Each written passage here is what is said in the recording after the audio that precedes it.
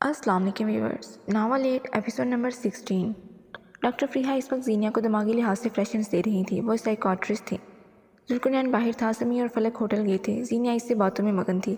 अच्छी बातें और खुशगवार माहौल जल्द तबीयत बेहतर कर देता है। हम अंदर आ सकते हैं? हाना ने सर अंदर निकाल कर पूछा। ज़ीनिया और फ़रीहा दोनों इस तरफ मतवज्जा हुए। अरे आओ आओ हानी। फ़रीहा खुशी से उसकी तरफ बढ़ी। ज़ीनिया भी मुस्कुरा दी उन्हें देख कर। क्या हाल है हाना? फ़रीहा ने उसे गले लगाया। मैं ठीक, तुम सुनाओ? हाना भी मुस्कुरा कर बोली। मैं, ये कौन है? फ़रीहा ने पीछे खड़े खूबसूरत मर्द की तरफ इशारा किया। ये मेरे हस्बैंड हैं, हाना ने एक अदा से कहा। ओह माय गॉड, तुमने शादी कर ली? वो हैरानी से हाना की तरफ देखते बोली। हाना हंस दी। अंदर ही आ जाए, मेरी पेशेंट काफ़ी मज़ेदार है, आप भी अच्छा महसूस करेंगे। उन दोनों को भी अंदर आने का बोली। सीना मुस्कुरा कर उनको सुन रही थी। उसकी मुस्कान तो तब सिमटी जब अंदर आते शख्स पर उसकी नज़र पड़ी। दिल जैसे अपनी जगह जम गया था। ज़बान तालू से जा लगी थी। दिमाग गायब हो गया था। मुकाबिल की भी इससे कम हालत नहीं थी। बस फ़र्क ये था कि ज़ीनिया की आंखें शॉक थीं, जबकि हैदर की आंखों में परेशानी थी कि न जाने ज़ीनिया क्या सोचेगी।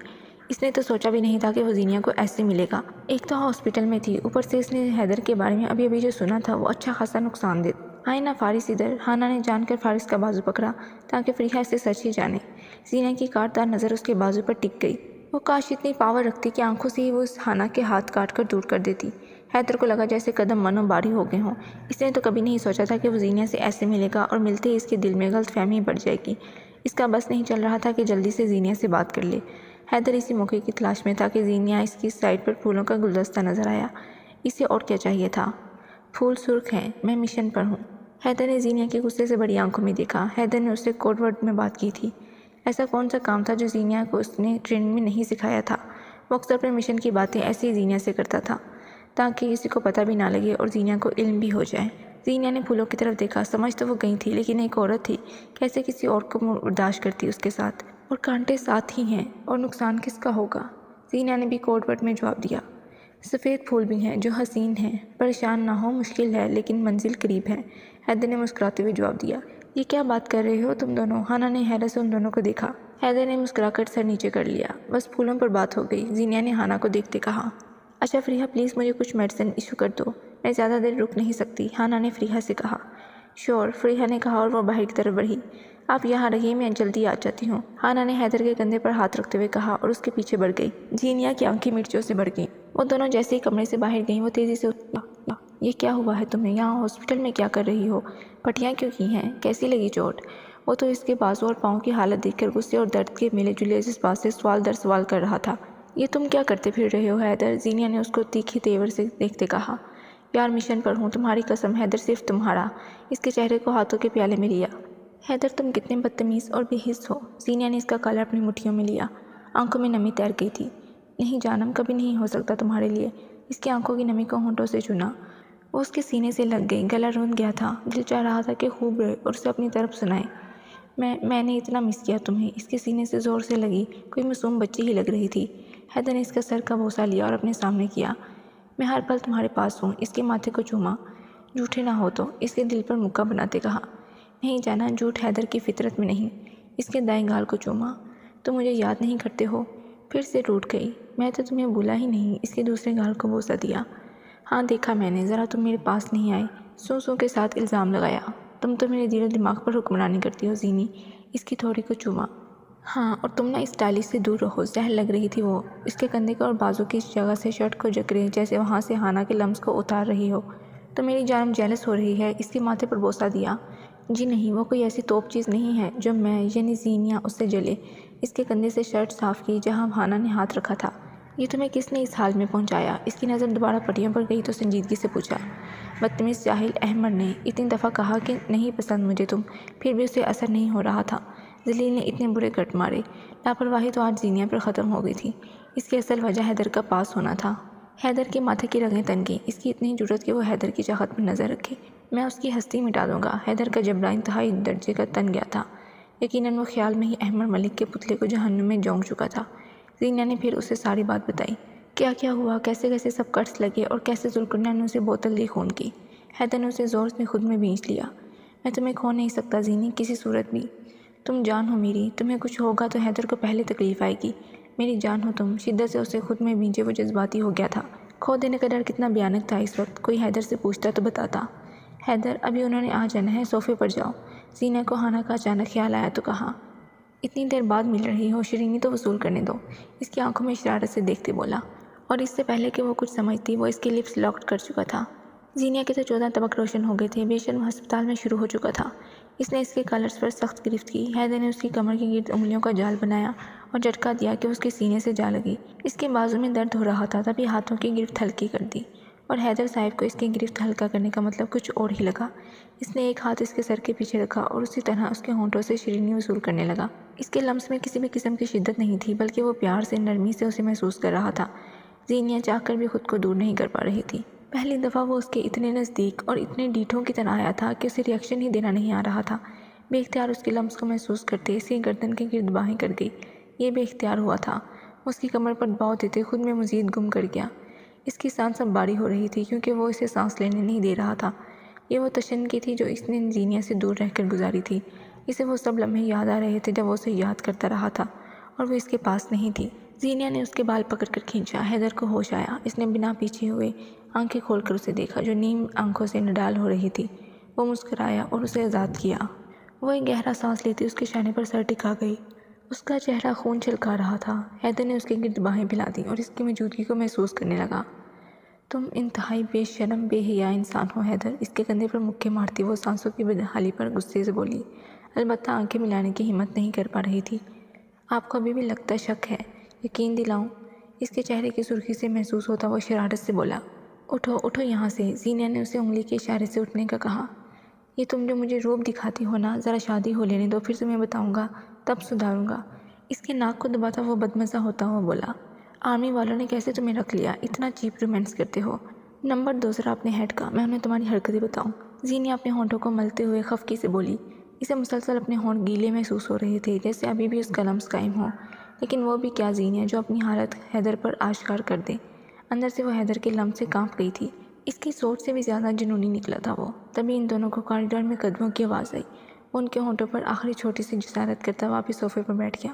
زینہ نے اسے قہر برساتی نظروں سے دیکھا، البتہ اس کا سرخ ہونا حیدر سے چھپا نہ رہا۔ السلام علیکم، کیسی ہو آپ؟ ذوالقرنین اندر آتے ہوئے بولا۔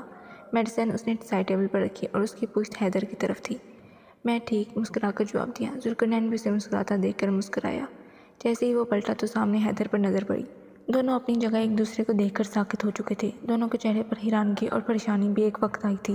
یقیناً وہ ایک دوسرے کو یہاں ایکسپیکٹ نہیں کر رہے تھے۔ حیدر اور ذوالقرنین ایک دوسرے کو حیرت اور پریشانی سے دیکھ رہے تھے۔ اس سے پہلے کہ وہ کوئی بات کرتے، ہانا اور فریحہ اندر آ گئیں۔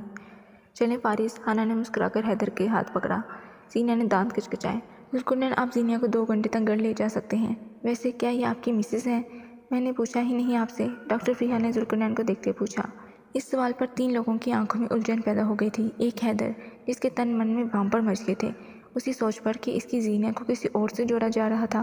ذوالقرنین، جو چاہ کر بھی یہ نہیں کہہ پا رہا تھا کہ یہ میری فیانسے ہے۔ زینہ، جو خود کو ذوالقرنین کے ساتھ جوڑنے پر بدمزہ ہوئی تھی۔ نہیں، یہ میری دوست ہیں، کلاس فیلو ہیں، ہم سروے پر آئے ہیں اور کل انشاءاللہ جانے کا پلان ہے۔ ذوالقرنین نے ڈاکٹر فریحہ کو دیکھتے جواب دیا۔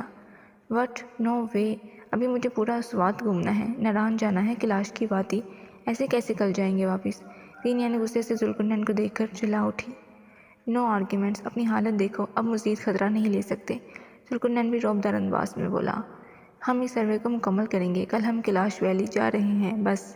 اس کو انگلی سے وارن کرتے حکم سنایا، جیسے سارے فیصلے اس کے حکم سے ہونے تھے۔